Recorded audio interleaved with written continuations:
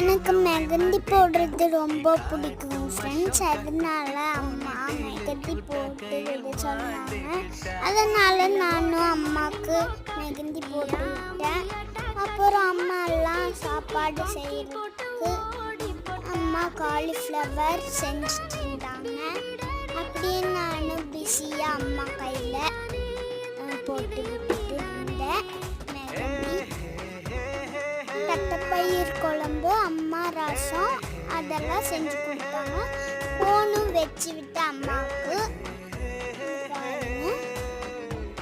இதில் எல்லாம்